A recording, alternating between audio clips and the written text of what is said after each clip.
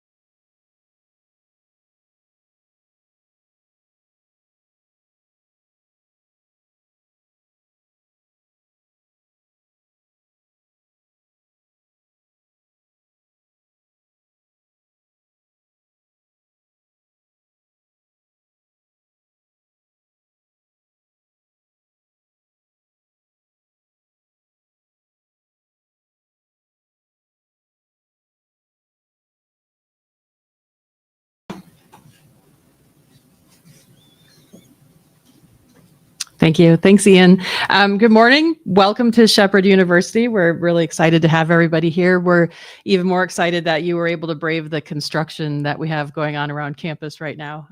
A fun summer in the Eastern Panhandle.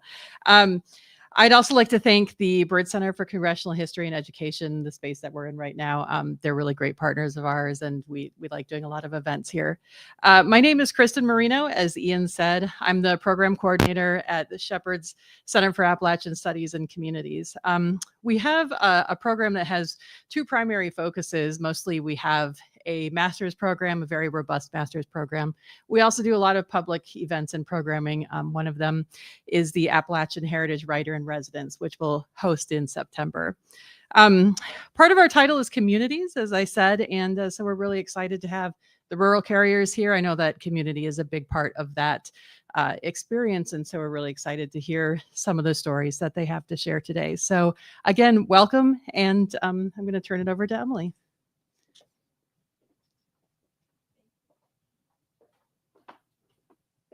Thank you, Kristen.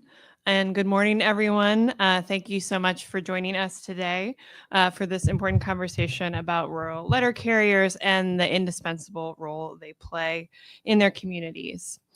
Rural carriers are much more than just people who deliver the mail. They are lifelines of their communities, often the first to arrive in moments of need, the trusted faces in neighborhoods that can feel isolated, and the connection to the outside world for families who might otherwise be cut off. As a former West Virginia state folklorist and through the oral history project Rural Free Delivery Mail Carriers in Central Appalachia that I conducted for the American Folklife Center at the Library of Congress, I've had the privilege of talking with and documenting the stories of many rural carriers over the years. And I've come to realize just how deeply their work goes beyond the physical act of delivering a letter.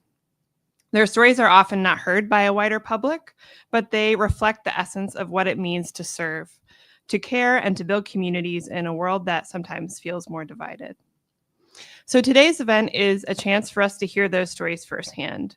We're joined by some incredible individuals who have dedicated their lives to this vital work. Rural carriers like Tim Thomason, who is now retired but spent over 30 years serving his community in Princeton, West Virginia, and who I also had the pleasure of interviewing for the Oral History Project. Susan Rowan, who has gone above and beyond as a rural carrier in Buckhannon for 30 years now, and Don Maston, who serves as the president of the National Rural Letter Carriers Association is a passionate advocate for preserving the U.S. Postal Service and its role in rural America. We're also joined by Sarah Anderson, whose work as the director of the Global Economy Project at the Institute for Policy Studies works at the intersection of policy and the rural economy, has shed light on the importance of preserving the Postal Service as a public good. As we celebrate the 250th anniversary of the U.S. Postal Service, let's take a moment to appreciate not just the history, but the ongoing work of the people who continue to make this service a vital part of our lives. We'll hear from them today and be reminded of the importance of keeping this public service strong, not just as a mechanism for delivering mail, but as a vital institution that connects people, fosters community, and brings hope.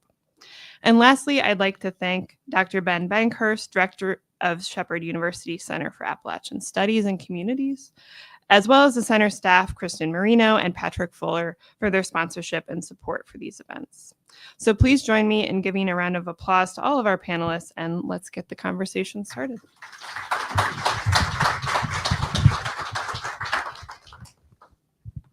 Does this have to remain on the cord, or can I? Okay.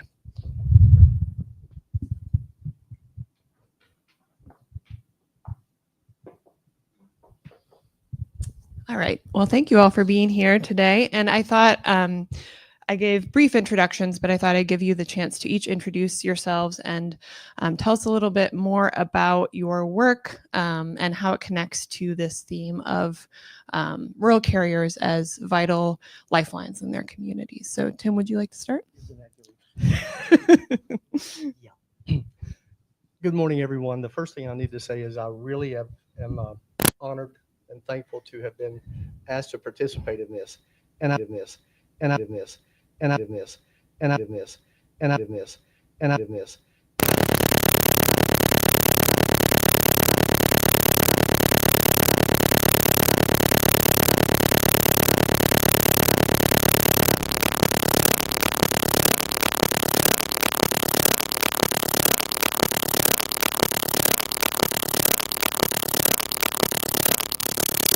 RCA the relief carrier, RCA the relief carrier, RCA the relief carrier, RCA the relief carrier, RCA the relief carrier, RCA the relief carrier, RCA the relief carrier, RCA the relief carrier, RCA the relief carrier, RCA the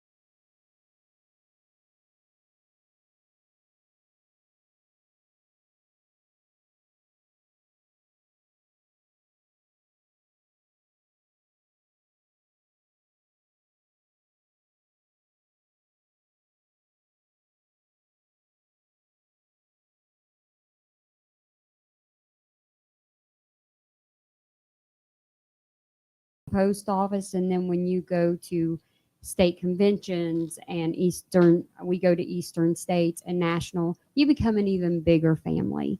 So that's one of the things that I love about being the rural craft. It's a family outside of your family, and we always have each other's backs and what we can do to do that.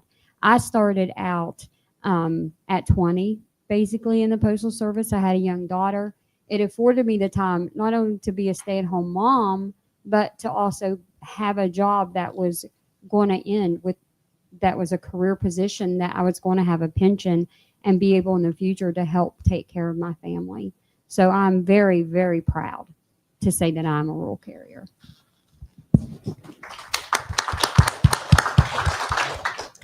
I'm Sarah Anderson. I work at the Institute for Policy Studies in Washington, D.C., and I've been doing a lot of research on the Postal Service since about 2018.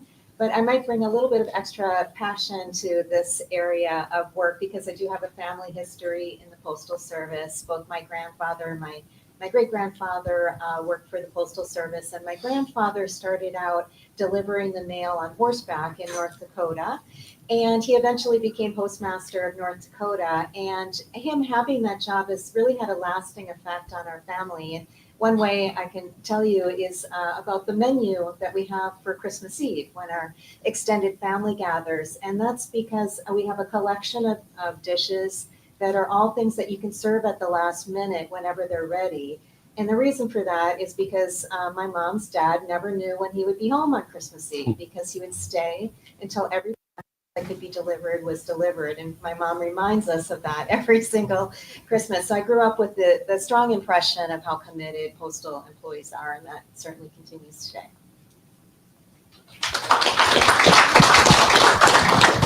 Good morning. Oh, mine's hot. My name is Don Masson. I am the president of the National Rural Letter Carriers Association. Currently living in Alexandria, Virginia, where our headquarters office is. I've held many positions in the union over the years, but I think, and by having all these different positions and being an advocate and fighting for rural carriers from the local store level all the way up to the position I hold today, battling with Congress and battling with individuals at the highest levels of government to do what's best for rural carriers. Oftentimes it's overlooked or forgotten that there was a time when back in San Diego, and I've been 35 years now, I've worked for the Postal Service, and I too, just as Tim, went into a room, there was about 500 or 600 in the room, never expecting that this would be where I would end up today. But I spent probably 17 years of my career not only fighting for rural carriers, but being a rural carrier and actually delivering the mail. And I have all of the same stories and experiences and reflections that the only difference is I've transferred a lot from different offices and moved around as a rural carrier, taking advantage of different contractual things we had. So it gave me an opportunity to see things from a lot of different perspectives. My wife is also a rural carrier. Her mom is a rural carrier, and my father-in-law with the postmaster. So at our Christmas conversations, it was a lot of postal jargon that most everybody didn't understand unless you worked for the post office. So I'm happy to be here. Thank you. So for Tim and Susan, because rural carriers are driving the same route day in and day out, you have an intimate knowledge of the community that you serve, both the landscape as well as the people, the customers on your route. So how does your unique position as a rural letter carrier enable you and your colleagues to be lifelines in your communities? Yeah, let's start with Susan. Thank you, Tim. So gracious of you. So gracious. So gracious. Right after I became a full-time regular carrier, I had something that happened on the route that really changed how I felt about being a rural carrier. Of course, every day you go, you put the mail in the box, you collect the mail, you deliver packages, and you forge relationships with carriers. But little did I know that one experience would change the way that I view my job. I now make it a priority to check on the elderly in our communities or people that I know have a buildup of mail in their mailboxes. So I had a gentleman that lived on my mail route, and he was a retired vet, and he also was an avid Harley bikerman, and he loved to go with groups on rides for 3 to 7 days. So he saw me at the mailbox, and he pulled up and he said, "Honey," he said, "don't worry about my mail piling up. I'm not going to put it on hold this time. Since I saw you just leave it in there, I'll get it as soon as I get back." I said, "Okay, have a great time, be safe." So about 4 days later, I noticed that his mail was still in the box, and it was about the time that he should have been back. So I had actually had medicine for him that I put in the box that day. The next day I get there, I pull down the lid of his mailbox, and the medicine and his mail is still in there, and that just struck me as odd because he was he was a creature of habit. So I go to his door and I knock on his door. No answer. I don't hear anybody in there at all. So I go to the garage where he keeps his Harley, and I could see his Harley was still in there. So something just did not sit right with me that day. So when I went on up the road, one of my other customers were out, and I asked him if they had seen Donnie lately, and he said no, and I told him. And I said it's not like him not to get his medicine out of the box, because there's been times that he'd stop me and ask me if I'd had it because he was running low and needed it. So he told me that he would check on him, and I gave him my number. About an hour later, I got the phone call. He had passed away inside his home. Mr. Miles had knocked on the door. He didn't answer. He tried the doorknob, and it was unlocked. He went in and he found him there. So by knowing your people, by knowing the people that are your customers and your friends on the mail route, you have an intimate knowledge of what their habits can be. And they believe that he never did take that last Harley ride. They believe that he passed away later that evening. He was not married, and he had a son that lived out of state that would have probably came in and found him later in a worse off state than he was. So that's the one thing, and that has changed my role as a rural carrier. Not only am I the rural carrier, but I'm also kind of a caregiver in a stance. You look after them, especially the ones that that don't have someone right there with them. Thank you for sharing that. When I went to work in 1988, there was no digital age. And there were two mottos that went through the Postal Service. Every piece, every day. And if you know where it goes, deliver it. I got full-time in 1990, and a couple of years into my service, there was a new box, Route 3 Box 122. This was before street addresses, 911, the whole thing. There was a gentleman and his disabled daughter, and the gentleman was disabled as well, a 70-some-year-old veteran. Well, he got medicine, and it had to be signed for. I'm assuming it was some sort of narcotic or something. Anyway, I won't get into all that. But he lived about 2 miles off the route. Well, still had to be signed for, and I got to thinking, it's in my vehicle. I'm going to find out where this is and deliver it. I got there, and this little gentleman met me at the door in his tank top, undershirt, and his tidy whities. But from then on, I delivered that mail when it needed to be delivered. Him and his disabled daughter had a nephew that would come by and take him to the store every now and then. But if I didn't take that medicine down there, it could the slip for the thing could sit in that mailbox. I know I'm only supposed to go off the route a half a mile, but it was up to me to provide the service that gentleman needed. One more real quick one. I hope you will indulge me. 123A1. They lived about a mile apart. We had an ice storm, and the widow lived at the bottom of about a tenth or 2/10 of a mile driveway. And after her husband had passed, I was given permission. We got an extension, and I took her mail and put it in the box. When I got to the box that day, after about 2 days after the ice storm, this was waiting on me, folks. I hope you don't mind if I read it. Please, 304-384-7984, Mrs. Clara Petty. Postman help. Please notify AEP company. Storm yesterday took out the phone and electrical. I am 91 years old and legally blind. So I knocked on her door. She came and relayed her situation. I got to the top of the hill where I finally got cell phone service, was able to call and get emergency services out there. But she addressed it to the postman, not UPS, not FedEx, not the power company. She addressed it to me. I've kept this for about 10 years now, so thank you for your indulgence. Pardon me? Show that sign. Oh, yes, sir.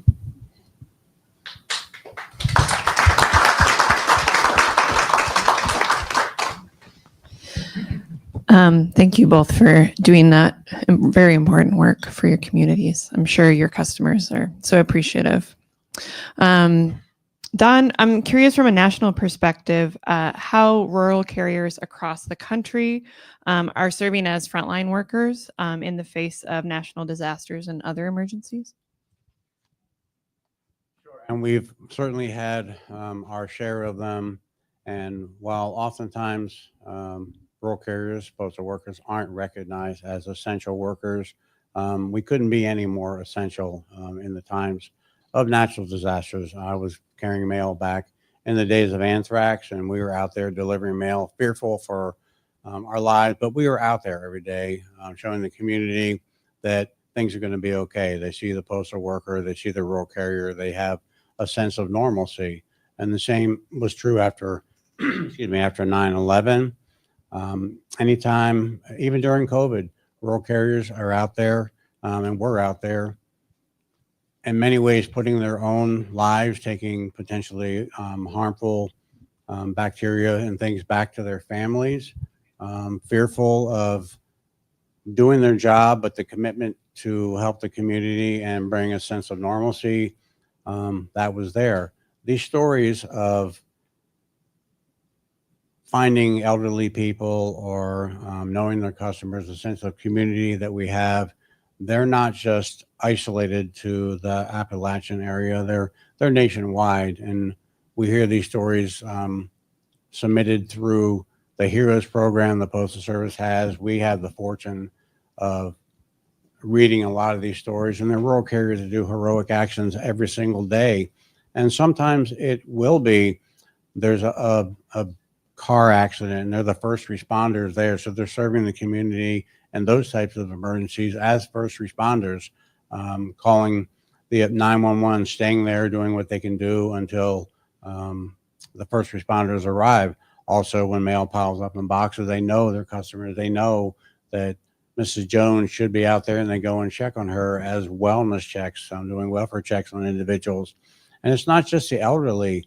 Many times I read stories of rural carriers that find, and this actually happened to me when I was delivering my route, find a small child wandering in a place they shouldn't be, heading towards a 4-lane highway. We know the community, we know who that child is, we know who they belong to. In many cases, we'll hear of a carrier that will actually know who the mother is. She works at the CVS or wherever it may be. Call and say, hey, little Susie's down here on the road. I've got her in my mail vehicle or my LLV. Can you come get her? Because she's not supposed to be walking down here. And while that may seem like a small thing, that potentially saved that child's life, because that little child could have wandered out into traffic, been abducted. It could have had a much different ending. So from the huge disasters right down to averting the small disasters in the communities, rural carriers play an essential and vital role. Don, I think you might have to step out for a moment for an interview. Yeah, that's what I'm told. I have to pop out.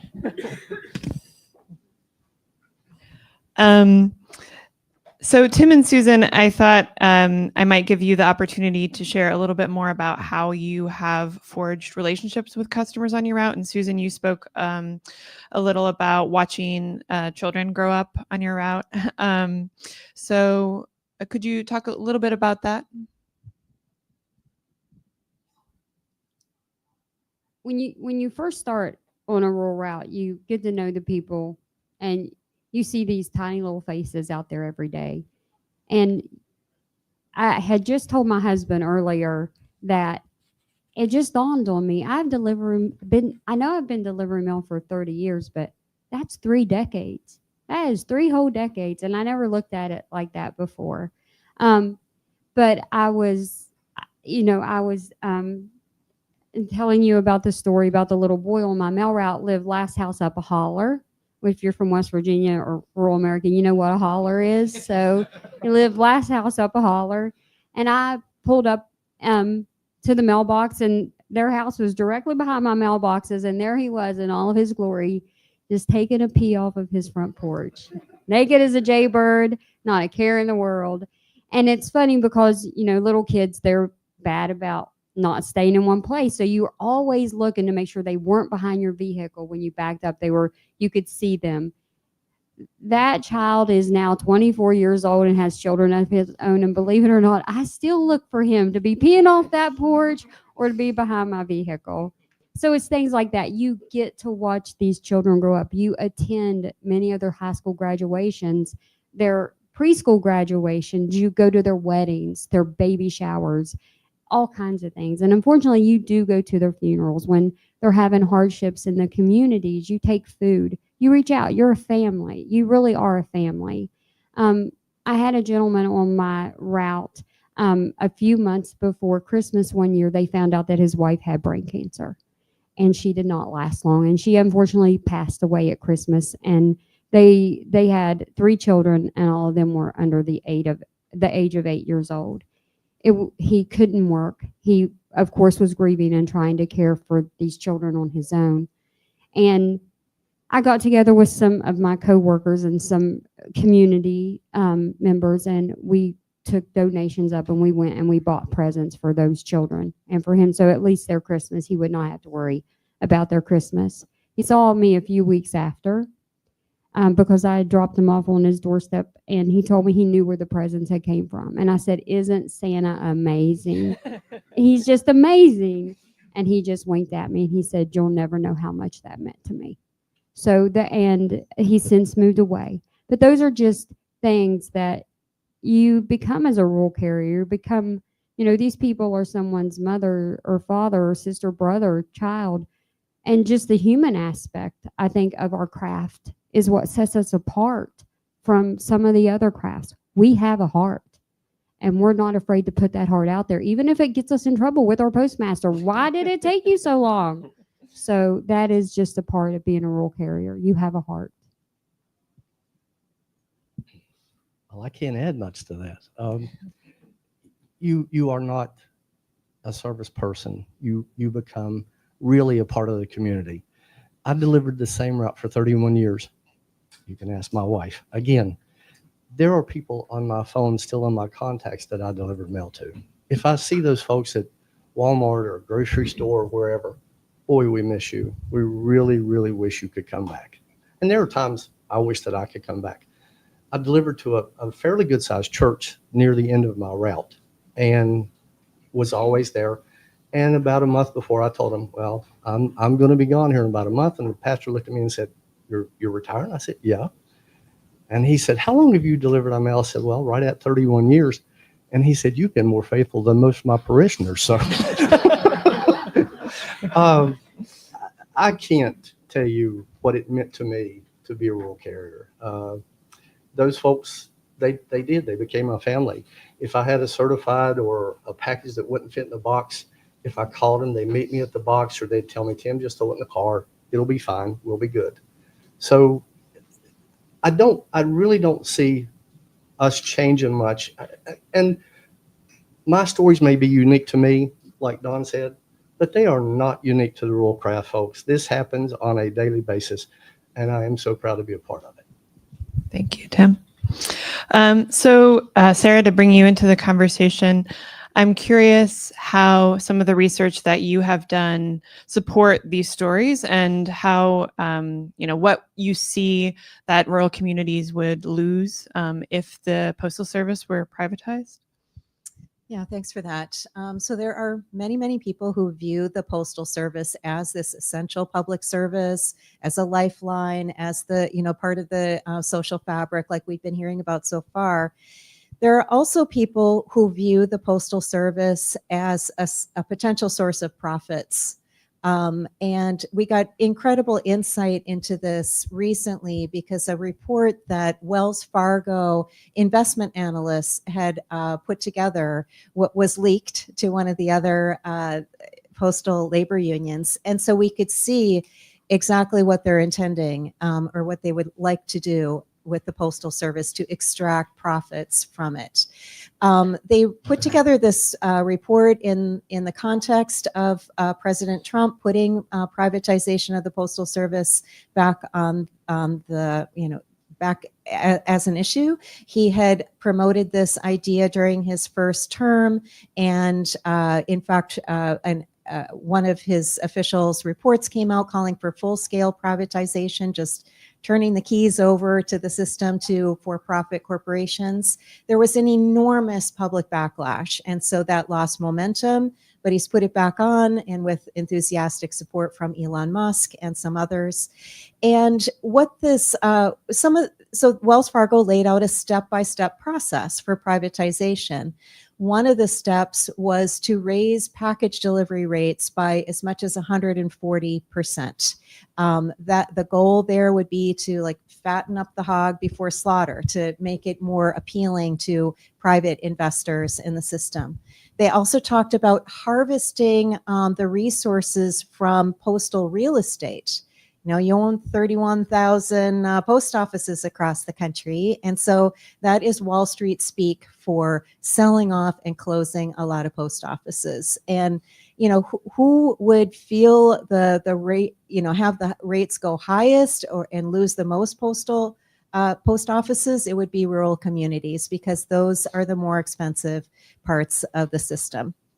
So this Wells Fargo report really reinforced a lot of the research I'd been doing in recent years and many others, showing that that kind of move would be good for for-profit companies, but be devastating for workers and communities and customers. But because it came from the horse's mouth, from the people who would actually be designing privatization, it was really fascinating and disturbing. We, in our most recent report, we looked in much more detail at what could happen with package rates in particular. And what we did is we looked at what UPS and FedEx are already charging in terms of extra surcharges for people who are sending packages using their own packaging materials to more remote zip codes. And the highest surcharges, of course, would be on Hawaii and Alaska, but there's also these area surcharges if you're delivering to zip codes in small towns, rural communities, and even a lot of suburbs that are places where nearly 100 million Americans live. And we also looked at how much these private carriers charge for things like picking up packages as they're going along their route for people who might have trouble getting to a UPS or a FedEx place. And for fun, I looked at, well, how much would UPS charge to pick up a package on the family farm where I grew up in Minnesota? And it was $21.30. And as you all know, the rural carriers will do that for free if it's a package less than 70 pounds. So these private companies are already charging more for deliveries and other services for rural communities. Our major point was if they no longer have competition from a public service that is committed to providing affordable rates, those fees are going to go way up, or they could cut off service altogether on more expensive routes.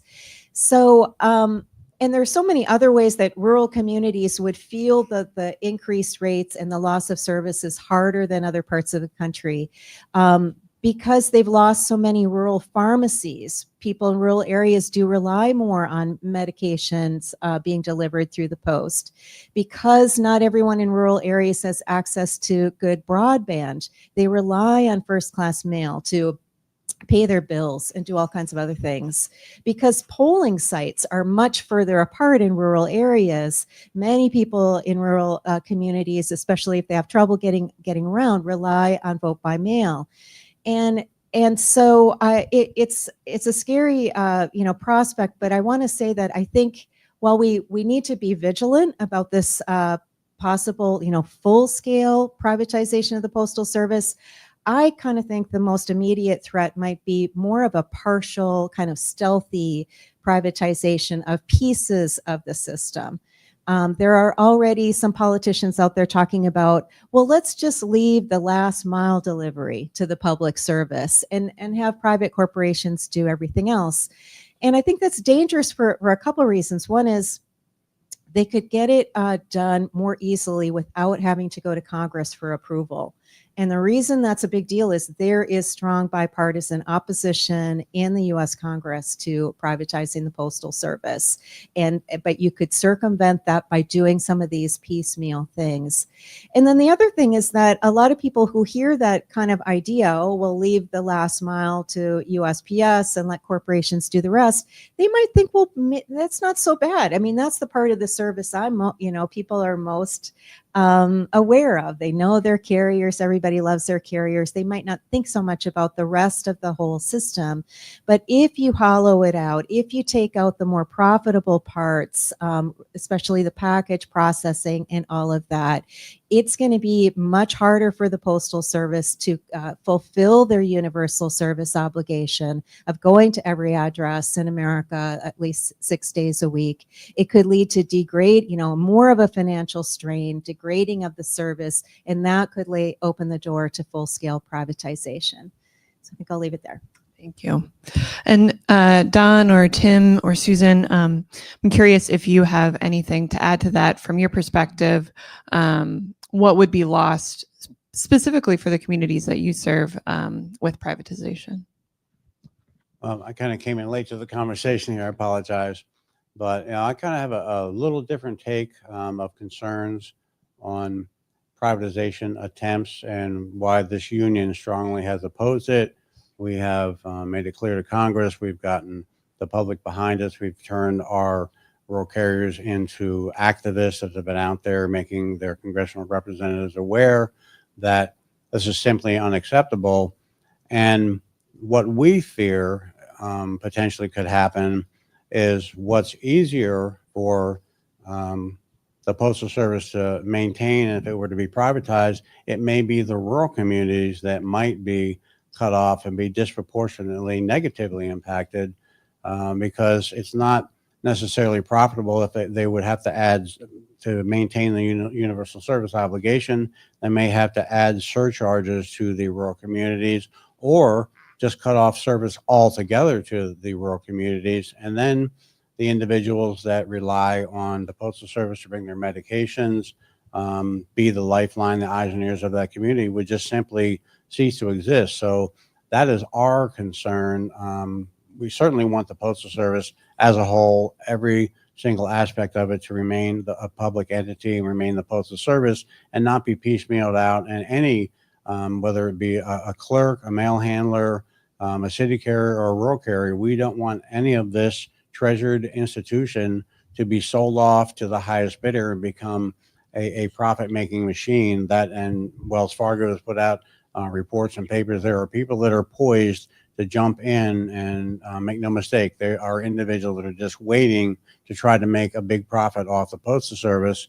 It belongs to the people. It does not belong to corporations. And we feel that potentially could negatively impact, especially areas such as this. I can't add much to that, but I do want to say this. And Ms. Hilliard put it in one of her slides last night. Rural routes, especially in Appalachia, but all across the country, the folks that live out there are more elderly, and they are not as affluent as the people that live closer to town in the suburbs. If you start raising rates 100%, they're not going to be able to afford it, folks. Again, we are not the United States Postal Business. We are the United States Postal Service. So thank you. Yeah, that was something that was mentioned across my interviews, the service aspect of the work and not the business or corporate aspect of the work.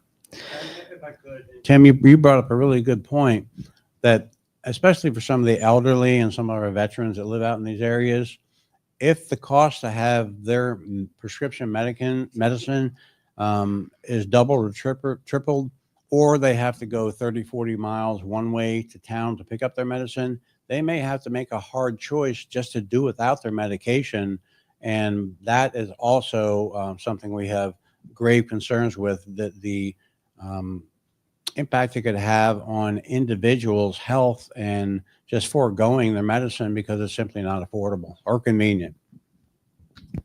Don, before you stepped out, you had mentioned the heroes that you recognize through the NRLCA, and we heard stories from Tim and Susan of how they have been lifelines for their customers and the way that their customers hold them in esteem as someone who can assist. But I'm curious if you could share some of those stories of the NRLCA heroes that you recognize regularly, and the ways that those rural mail carriers have gone above and beyond to serve their communities. Sure. There's really two aspects to this. Almost on a daily basis, or certainly a weekly basis, we are notified by the Postal Service of somebody, a rural carrier that's done a heroic act. Now, it may be something as extreme as running into a burning home and pulling out a child or an elderly woman, or just, someone that's unable to get out of the house, or bang on the doors and make them aware. Those are heroes. Those get sent to postal headquarters, and we receive those stories and we put them out on all of our social media for everybody out of the nation to see who that is, like, share, and really get the word out and really recognize and appreciate those individuals. And those stories can be anything from assisting in an automobile accident to seeing a house on fire, or there was a story, list goes on and on. We see those on a weekly basis. We get those. What we do at our national convention that we have annually, we take all of those submissions and we have a host of judges. They may be a fire marshal, a doctor, they're different individuals, and they will pick from each of our 4 areas that we recognize in the country, and we bring those individuals to our national convention, and we recognize those for their heroic actions, and let them address all the members that we have gathered at our annual convention. It's a special moment for them, and it's just our way of saying thank you back to them and recognizing them. We wish we could bring every single one of them to recognize, but we have to choose a certain number of them. But we do that, and most times they're I would say almost every time, they don't see themselves as heroes. They just say, I was the person there. I had to run in and help the person that was a lawnmower had rolled over on there, and they're down in the ditch laying there. They would have perished had they not received help. Different things happen on a daily basis, that the rural carrier is there in the community every day, and oftentimes they're the only one that would have driven by and actually seen that person. And without their knowledge of the community, knowledge of that neighborhood, and knowledge of that particular address, that in many cases that individual would have perished were it not for the rural carrier being there and being alert. Yeah, and I think that really speaks to the human function, and also the way that, in a city, there's more population density, there's more services, And in rural communities, that is often the rural mail carrier who is that service and is those eyes and ears. So as a folklorist, I'm interested in the material culture and the culture of work, and those were some of the stories that I loved hearing. And so one of the things that's also different from city carriers is that often rural mail carriers drive their own vehicles. And so Don and Susan and Tim, I'm curious if you could share some stories about the vehicles that you've driven over the years and how, some people sit on the right or sit in the middle and steer with the other hand. But curious to hear some of those stories and the daily realities of your job.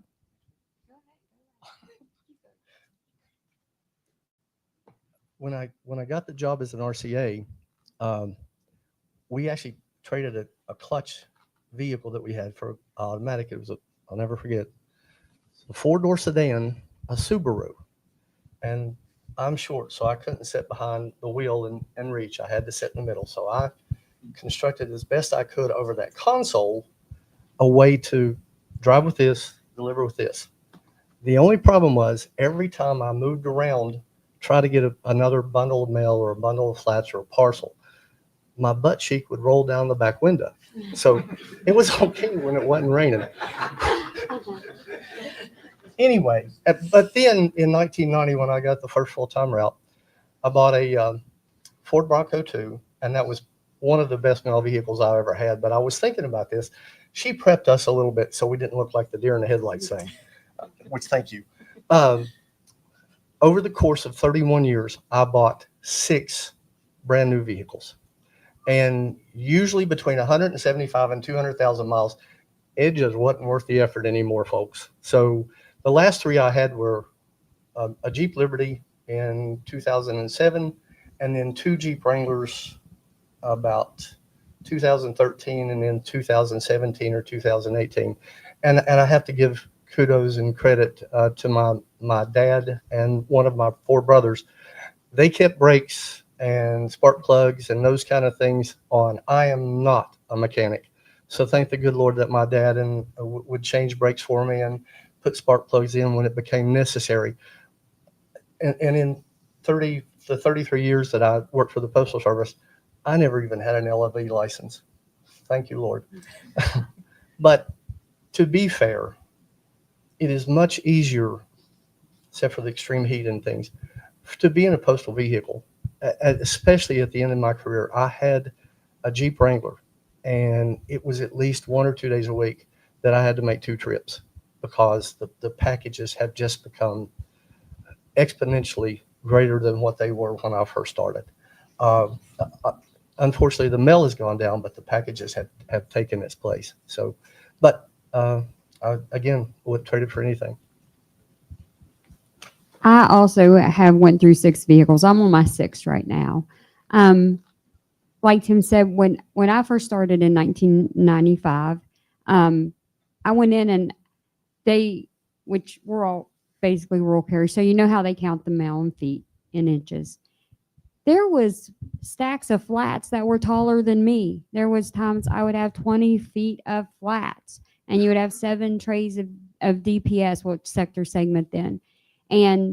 But if you had 30 packages and you had to get out 6 times, that was a lot for a day.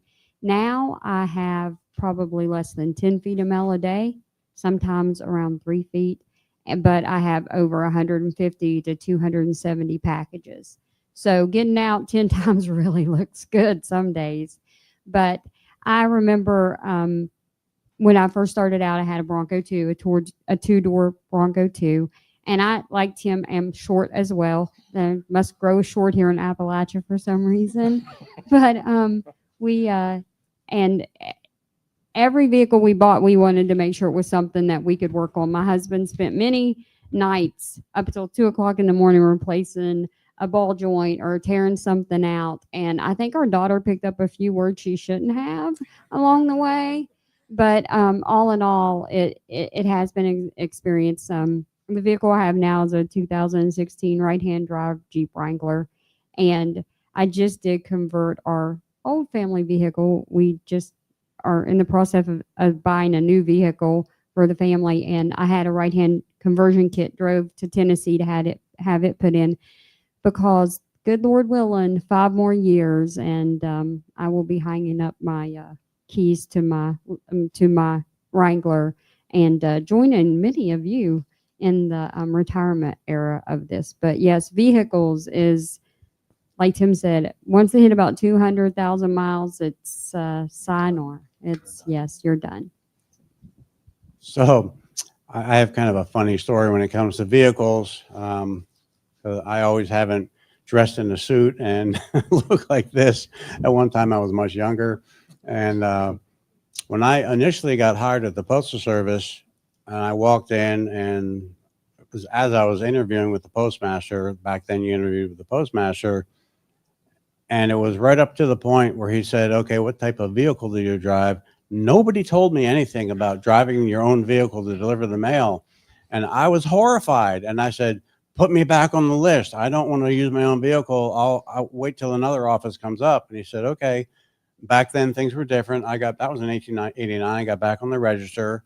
And then in 1990, an office came up that had DJ5 Jeeps, and they had LLVs and half tons and postal vehicles.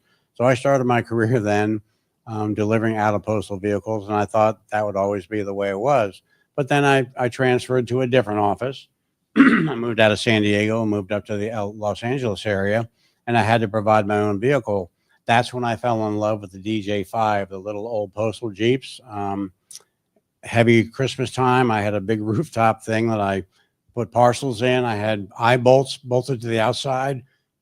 I would strap parcels to the outside of the Jeep. The city carriers in that office thought I was quite a calamity, but I was a rural carrier, and that's how we did it back then. We would break leaf springs, and we would change leaf springs out in the parking lot. I would have a spare Jeep at home, and that part of it I loved. And then they assigned an LLV to my route, and once again, I was horrified going back to an LLV because it just didn't have the maneuverability. Yes, it had the cargo space, but at that time it wasn't necessary, and I felt it was a punishment. Now, on the flip side of that, my wife was a rural carrier, and she had a POV, and as the husband of a rural carrier, and she would call me up and say, I'm at the gas station and my gas lid won't open. I don't know what to tell you. I can't help you. So when she eventually was assigned an LLV to her route, a postal owned vehicle, it was a godsend to us, because then I didn't have to keep repairing her vehicle and worrying about her out on the route. But we've had a whole host of different vehicles through the years. I delivered out of a pickup truck while my Jeep was broken down one time. That was not very convenient, but I've seen a lot of vehicles over the years and have had those experiences. So depending on whose shoes you're standing in and what the makeup of the route is, whether it's a privately owned vehicle or whether it's a postal owned vehicle, sometimes there are much differing opinions on that. Yeah, one of the things I didn't realize before working with rural letter carriers was just how much wear and tear is on the vehicle just from stopping and starting all the time. And so many people said, what is essential for this job is access to a good mechanic who can keep your vehicle going. And that also makes me kind of think about rural letter carrier safety when you're out on the route. And Don, I know the NRLCA has been advocating for the bipartisan Protect Our Letter Carriers Act. So that's intended to deter violent crime and assaults against letter carriers on their routes. So could you talk about why that is a crucial issue right now? We have seen an uptick over the past few years. In fact, it has been a surge in assaults against letter carriers, both city and rural. The arrow key in most cases is a target, the key they use to access the mailboxes in the standalone silver boxes you see. They have actually criminals that are paid to go and steal that key from a carrier so they can then give it to somebody who will go out and have access to every mailbox in the city. This is all part of identity theft. They take the mail and get people's identities, and it's a huge problem. The incentive for these criminals is to get a hold of that key, and they're desperate people. And the rural carrier, in many cases, is out there alone. There's no one around to protect them. And these criminals are ruthless. And we've had carriers held at gunpoint, carriers assaulted, thrown to the ground, the key ripped away from them, just violently assaulted. And it used to be that postal workers were viewed as federal employees and nobody bothered. You didn't mess with the postman. It just wasn't done. But now in the city and in the rural areas, these criminals are targeting rural carriers. So one of the things we're trying to gain through the Protect Our Letter Carriers Act is to replace these antiquated arrow keys that have access to every mailbox in the city or in a zip code, and make it an electronic fob, so you can just simply call the post office and say, hey, they stole my fob. They can deactivate it. So you disincentivize the act of actually stealing the key. The other piece of this that is, I think, is also equally as important is the prosecution and the penalties against people who do assault rural carriers or assault postal workers of any kind, but specifically letter carriers, whether they're city or rural. When they're assaulted, we had a lady in San Francisco that had a gun held to her head. Her key was stolen, her phones and personal property. They captured the assailant, and the criminal was given 30 days in jail. So the sentencing was not, it didn't seem appropriate for the crime. So we're trying to get assaults against letter carriers to be held at a higher level, as if you were assaulting a uniformed officer. If you assault a police officer or somebody else who is a person in a uniform, then the penalties are much stiffer, and then that would be a deterrent as well. And then part of the legislation is to assign an AG to specifically look at and prosecute these cases. So it's a very important piece of legislation. Both the NALC and the NRLCA have been holding rallies, and the APWU, all the unions have been in solidarity, united on this cause, and getting Congress behind us to get this legislation passed in a bipartisan measure, so the carriers can be safe while they're out there on the streets, because we've had carriers killed delivering the mail because people have tried to gain access to the mail, and it's not something you expect to leave home and be killed because somebody's trying to rob you. And I want to move to thinking about the future of the Postal Service in a bit, but before we do, I'm curious how the general public can support legislation like the Protect Our Letter Carriers Act, as well as efforts to protect the Postal Service as a public entity. The anti-privatization legislation, right now we have House Resolution 70, which is the bipartisan resolution. It's not a bill right now, but it's a resolution. It's a sense of the House, and we've got, I think, 24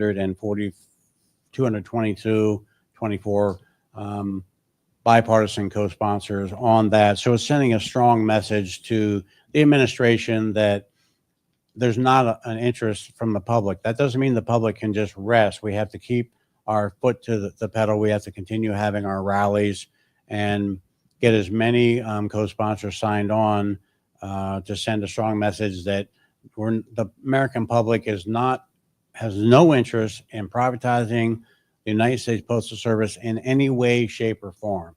So that is important, that they pick up the phone and they call their representative, they send letters, they send emails, whatever they can do to keep the pressure on, letting Congress know that there's no interest in that. Right now, the focus needs to be getting more senators signed on to the Senate version.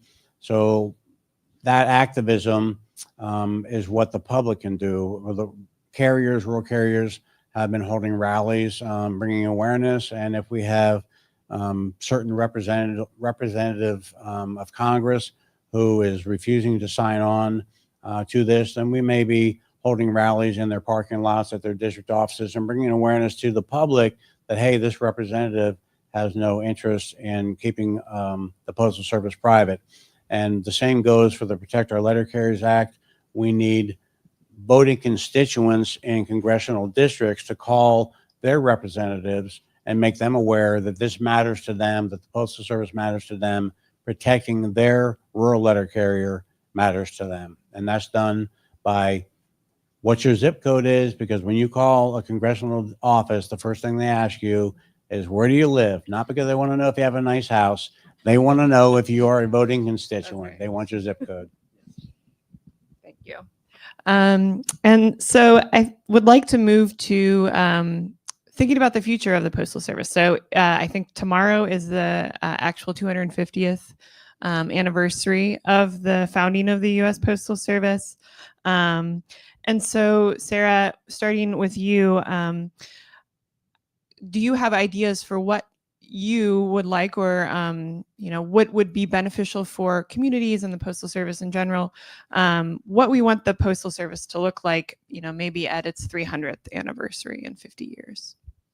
Absolutely. Yeah. I mean, thinking big and long term, in 50 years, I would like the United States to be a country where people are healthier, safer, have the care they need, and where all jobs are good jobs. And I think that the Postal Service can play a really big role in this, especially if they continue to evolve in the face of technology changes and changes in social needs, as it has done over the past 250 years.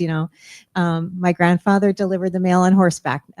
People aren't doing that anymore. So it's always been a system that's been evolving. And there are many ideas, creative ideas, that people have talked about to take advantage of this incredible network. You have the biggest delivery fleet in the country. You have, more than 30,000 post offices. It's an incredibly valuable treasure that we've all contributed to. So I'll just toss out a few. A bunch of these are ideas that would also help with postal financial stability by raising new revenue. And because there's been such a theme here of the care and the wellness kind of checks that postal employees are already doing, because you're going to every house every day, I thought I would share one that that relates to that, which would be to take what is already going on and make it a bit more systematic, like they've done in some other countries. In France, for example, families can pay a small fee, I think it's $20 a month, to have their postal employee check in with an elderly relative or disabled person, ask them a series of questions about their wellness, and then relay that information to the family or to social services if it's needed. Japan Post has a similar thing where you can sign up to have a half-hour visit with the postal employee and their customer. Now, we couldn't just drop responsibilities like that on top of existing, job tasks. That would be unsustainable. But other countries have figured out a way to take advantage of their postal workforce and have them be part of the care infrastructure, which we need. We have an aging population, and a lot of people want to stay in their homes, and this helps them do that. Another idea is more of a technical thing. There are proposals to put like high-tech monitors on postal delivery vehicles that could collect data that could be useful for public health and environment, with environmental risks, like everything from potholes to collecting data on pollution or cell phone coverage, that then you could contract with cities, states, maybe even companies to use that, who want to use that data. Again, taking advantage of this incredible system where you're going to, all over the country every day. There's so many other ideas. There's expanded financial services. And a report a number of years ago said that more than $1 billion a year in revenue could be raised if you built on, the money orders that postal workers already do to have, low cost ATMs, check cashing services, expanded, when you send money overseas, forget what that's called.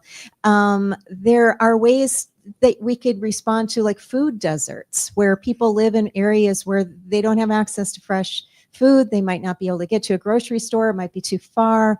There's ways that the Postal Service could partner with food banks or with local producers to help, help with the distribution of food. Other ways to be part of the public health infrastructure. I mean, my God, the Postal Service delivered like 900 million COVID test kits or something like that. I mean, it's this incredible, phenomenal service that the Postal Service did as part of our public health system. And it showed the capacity. And that could be built on in different ways to deliver protective equipment or things. We don't know what the crises of the future might be, but there's a lot of potential there. So I have a few more I could add, but I think I will stop there, and because maybe I've gotten some creative juices flowing, just tossing out these kinds of ideas. My vision for the Postal Service, you know, in the next 50 years is I would like for them to embrace the heart of a rural carrier. I would like for them to have that community connection, have the dedication to the community like we do. I would like, you know, for them to just to embrace what rural carriers are all about, our dedication, our independent spirit as well, as carriers, and the way that we take care of our communities, our people, our coworkers, from whether they're in our craft or they're not in our craft. Because I think one thing that we can all agree on is the rural craft is probably, at least to me, is the best craft in the Postal Service. You're in the office for a few hours in the morning, and then you're just out there in, you know, beautiful country all day long, and you get to see people that you care about and that you take care of. So that would be my hope for the Postal Service, is that it takes on the heart of a rural carrier, and it understands that dedication and independence and community connection that we all want.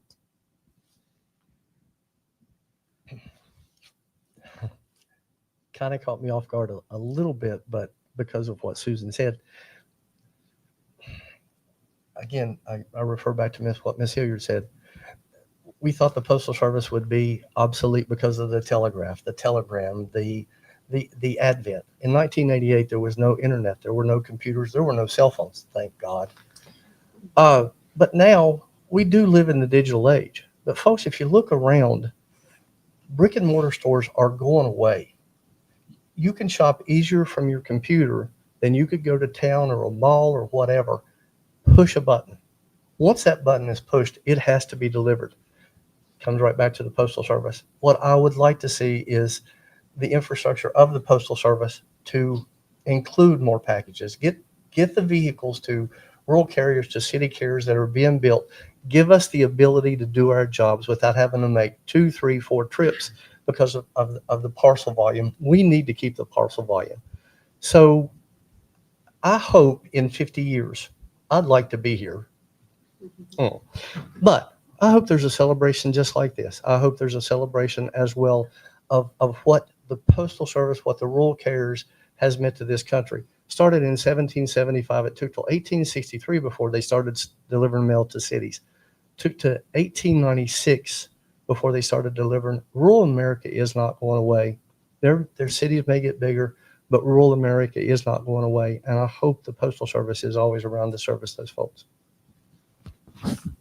From a national perspective, I agree with everything that's been said up here. It's imperative, I'll take the growth piece of it, that we continue modernizing and growing the logistics and utilizing the infrastructure that we have and building upon that. The Delivering for America plan that Louis DeJoy, the previous Postmaster General, started. It's been in action for about 5 years now. Larger facilities, larger parcel sorting machines, growing, gathering, capturing the parcel business for all that internet shopping. It's critical that the United States Postal Service be the leader in that industry. We may not like change. We kind of fear change as rural carriers, but it's important to understand that larger vehicles and delivering more parcels is the future of the Postal Service, and capturing that business and continuing that plan forward. Now, I met with a new Postmaster General last week, David Steiner. He's committed to be against privatization, and is committed to continue to grow the business. We'll wait and see what happens there. The jury's still out on that one, but we are still behind from a national level. That there's no question we need to grow the business. We need to be delivering parcels and that needs to be our vital role into the future. And that ties into also providing the goods and services to the rural communities that so desperately need that, and oftentimes don't have time or the ability to go to a town that's far away to get whatever they may be ordering. It could be tractor parts, it's not always clothing and things of that nature, but that's important that we grow that business. We had that business at one point and gave it to UPS. That's basically how UPS started, because the Postal Service was short-sighted and thought we would always have cards and letters to grandma and first-class mail would always be here. Well, that's simply not the case. Today, we have to face reality, and the parcel business and the infrastructure and the modernization has to continue, so we continue servicing the American people. The other aspect of it, we are at every house, every single day in this country. We have an infrastructure like nobody else has. And some of the items that were mentioned that are done in other companies, I think it was about 12 years ago, they did a study, it may have been 2010, but on using postal vehicles to sniff out dirty bombs. They did an actual study on that. I think the OIG did that. There are abstract thinking and ways of doing that. We're everywhere every day, and I don't think anything ever came of that, but there are devices that could be added to the vehicles because you're driving right by there every day, and it could monitor and report. And they know where we are everywhere. We're all on camera we're on camera everywhere we go all the time. We can't be afraid of cameras anymore. So things that used to, and this is for the rural carriers that have been around for a while, there are things we used to do that, well, okay, it happened, but there wasn't a Ring doorbell to put it on Facebook that very day. So times have changed. You're on camera everywhere you go, so we can't be afraid of them. We need to leverage that ability and grow the business from that, so that we're around 50 years, 250 years from now. Thank you all so much. Thank you, Sarah, for sharing your insights and advocacy and research, and how that backs up these really important first person stories from rural letter carriers, and the vital work that you do to support your communities. So I'll give you the opportunity to share anything that we haven't talked about, and then I think we can move to audience questions. Is there anything anyone would like to share? I really am not one to talk, believe it or not. But Dawn touched on something about the legislative part. Before 2012, folks, if you retired from the Postal Service with sick leave, they said, thank you very much. In 2012, 2013, you earned the ability to put that sick leave towards your annuity. About 4 or 5 years ago, there was a postal reform bill that finally got passed that we had been fighting for years. Things move slow in Congress, we know that. But it is imperative. Every meeting that I go to, I was proud to be on the legislative committee. I go to district meetings, I go to state conventions, I go to those things. And I urge folks, whether you're a postal employee, whether you're a private citizen, the only way that your representative is going to hear from you is a letter, an email, or a phone call. And they're not going to pay attention to you if you don't take the time to make that call, to send that email, or to send that letter. Like Don said, we as a craft, the rural carriers, have become activists. I don't like to call us protesters, but we do hold rallies, and those are important. Those get paid attention to. Last year, the gentleman in Reno, who represented that area, was not on board with the Protect Act. The day after we had that rally, he got on board. So it is important that you talk to the people that represent you, because that's what they do. They represent you. Thank you for letting me ramble. I'd just like to kind of piggyback on what Tim said, because at one point I was on the legislative committee as well, and we're all activists. We have to be at this day and time. When we see things that are happening that we don't like, the only option we have, I love the picture last night of the rural carrier looking in, keeping an eye on Congress, unscrewing the roof of the Capitol building. That was classic. But we have to do that. This recent reconciliation language that came out, that had in it just horrible cuts to federal workers, broken promises, reduction of retirement benefits, additional cost to pay for benefits, but no increase in benefits. There was just a lot of things in there that were against all federal workers, FERS employees specifically, but postal workers. And fortunately, we were able to get together and get that out of the one big beautiful bill. It didn't get out of the Senate and the House. Eventually, we were able to push that back. But that happened through activism and by making people aware. And when Tim says call Congress, you're the congressman's best friend if you call once and don't call back again. You have to call again and again and again so they get the message. So they have, when they say the phones are blowing up, these people are calling about this issue. So when there are attacks against federal workers, there are attacks because the attack against one is an attack against all. This is my union hat I'm speaking from now, because we are for all workers. And we are seeing in this country today an attack on labor unions, anti-labor movements, and trying to erode benefits for good union jobs and for federal workers. Certainly been an attack on federal workers. So we all need to stand shoulder to shoulder and let our congressmen know, let our senators know that this is just simply not acceptable, and we rise up, we the people, against this and make them aware of it and make your voices heard. So I think it's important. It isn't over. This is just a start. So we've got a long fight ahead of us, and everybody in this room and everybody that's out there watching today, you have your job to do as well as activists. Thank you. Should we move to questions? Okay. Should we pass a mic around? Okay. Maybe that.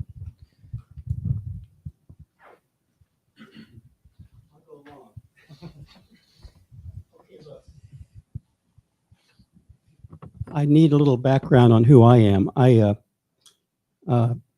name is Jim Surkamp. I am a journalist, a researcher. I have 613 videos on the history of this area on YouTube that have had 25,000 hours of viewing. My whole life has been research to the quality that it can publish. I'm just totally trained in accuracy, and you know when somebody knows what they're talking about, right? This is extremely important. Not me. Catherine Austin Fitz.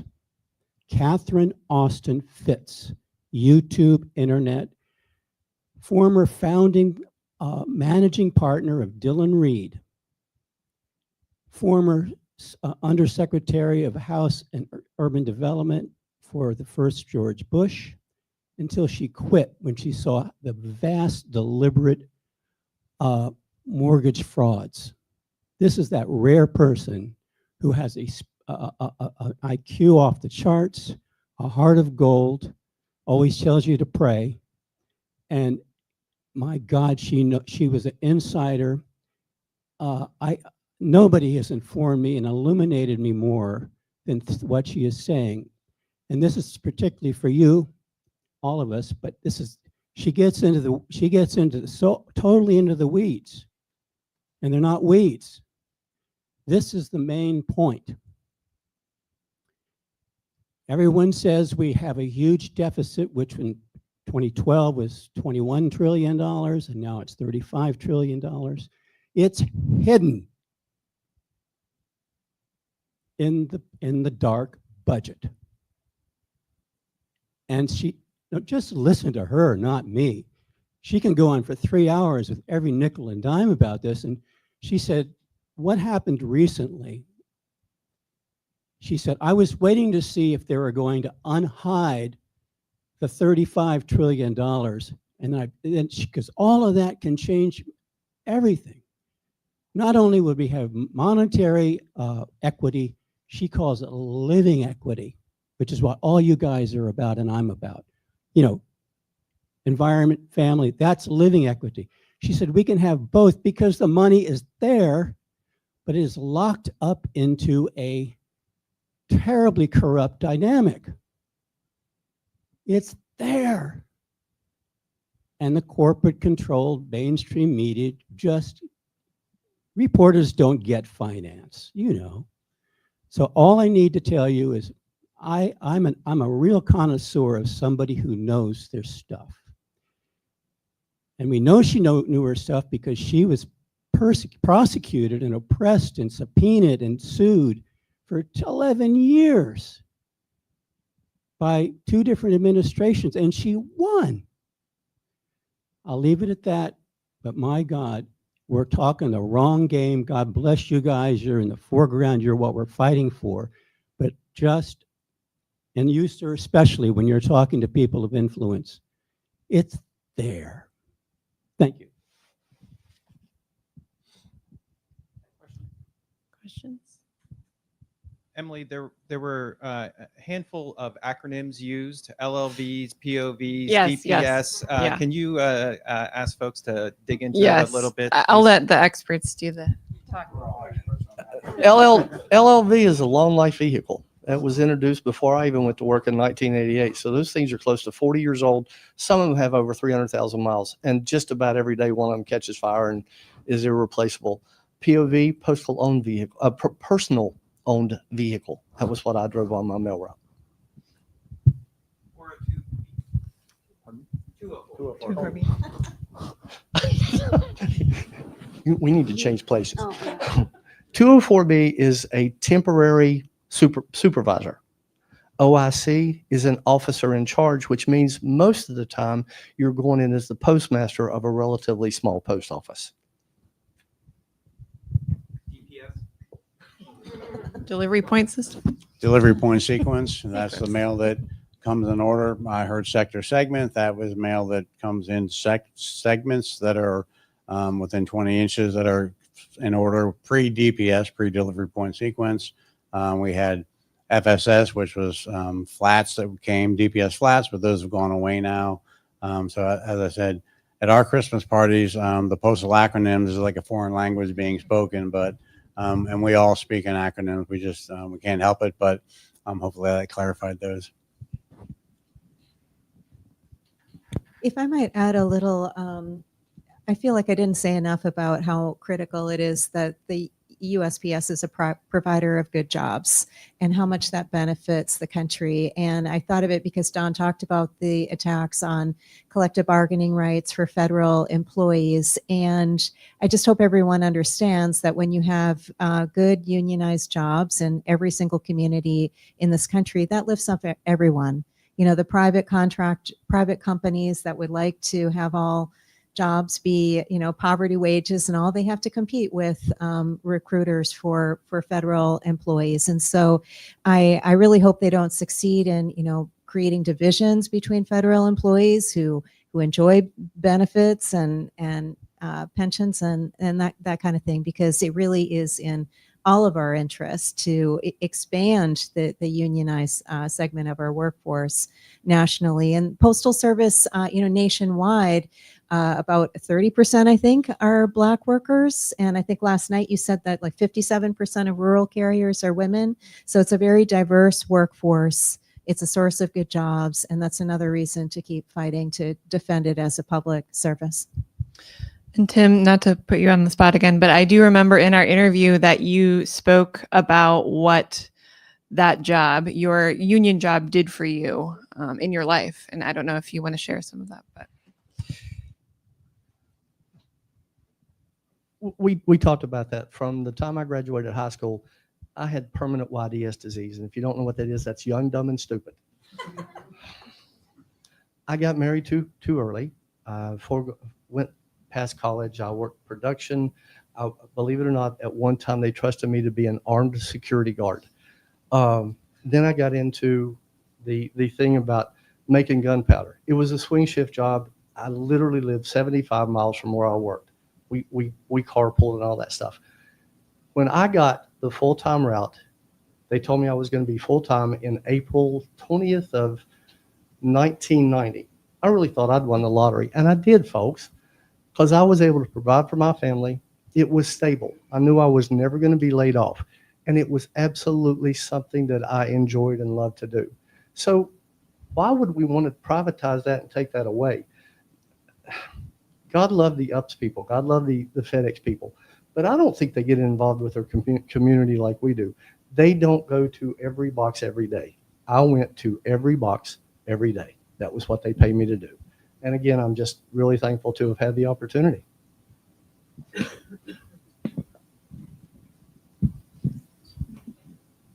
When I started out, my daughter wasn't quite 2 years old, so it was really important to me to be a mom first and foremost and to still do that.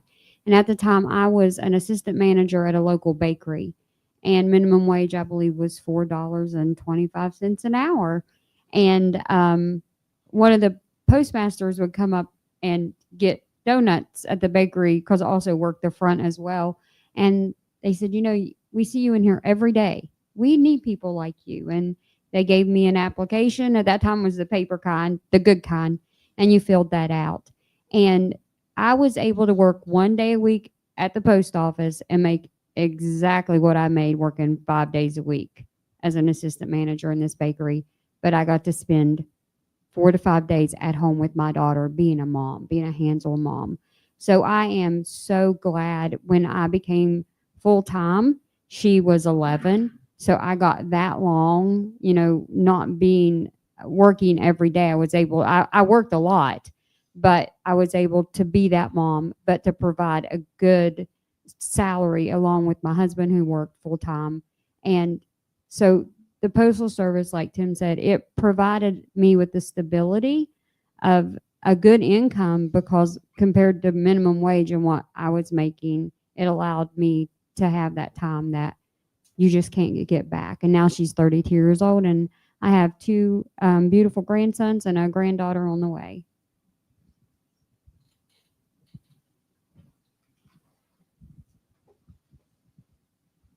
Can someone speak to the finances of the post office in terms of, it's my understanding that Congress has required the pre-funding an excessive level of pensions, and that's been one of the financial issues. Funding of retiree health benefits that was introduced in 2006 in the Postal Accountability Enhancement Act, the PAEA.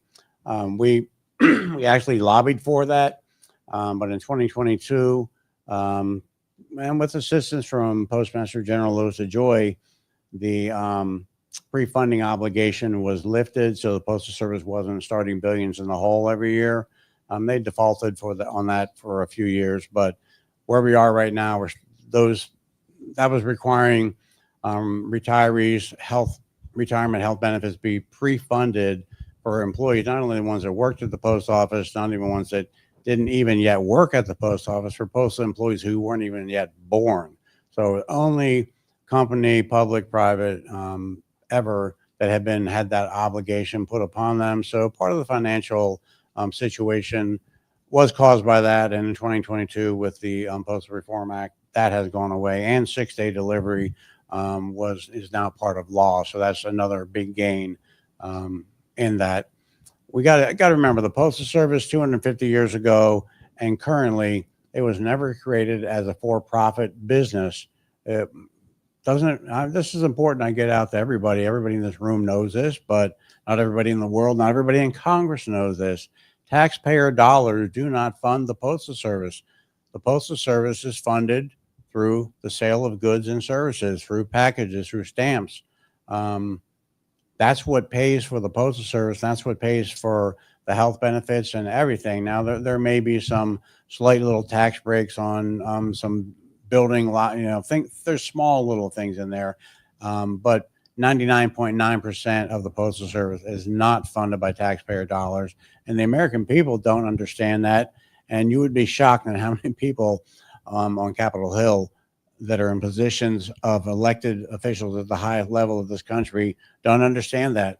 We fund the Postal Service, we the people, not taxpayers. So right now, I think the Postal Service is fairly solvent moving forward. There's been a lot of investment into infrastructure, new buildings, and new vehicles. There has been also loans for EV, and there's been a lot of controversy of the electric vehicles, EV, another acronym.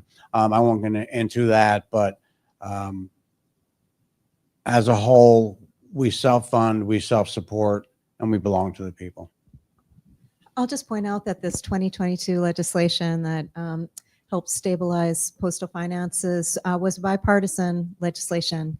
It's very, very rare to have anything pass on a bipartisan manner. And so it just shows the potential and the strength and breadth of the support for the Postal Service.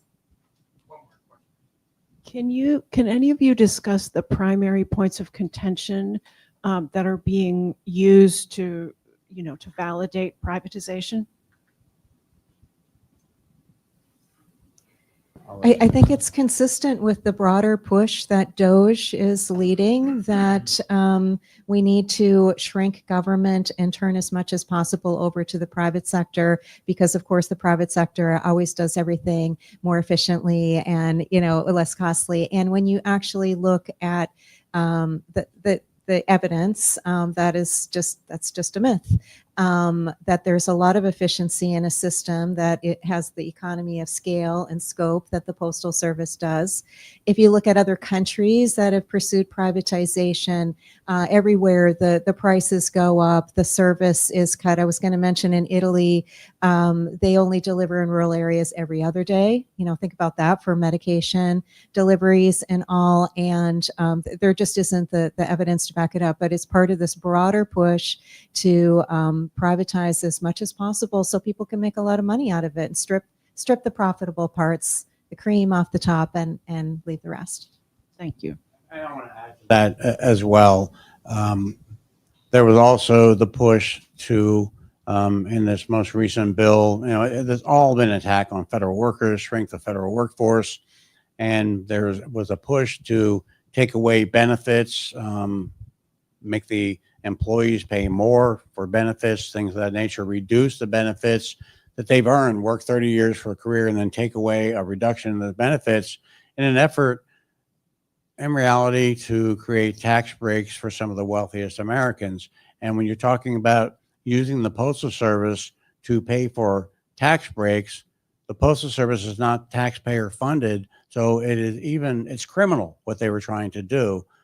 So I state that we had a victory, a bipartisan victory in getting that language stripped out. But folks, the reconciliation process starts up again in October. So like I said, this is a constant fight, and everybody here, we need your support. Thank you.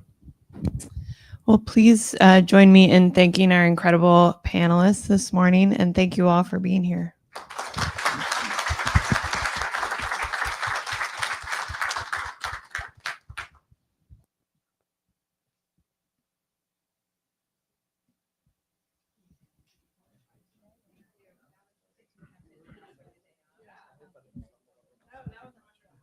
That's great. Thanks, Emily.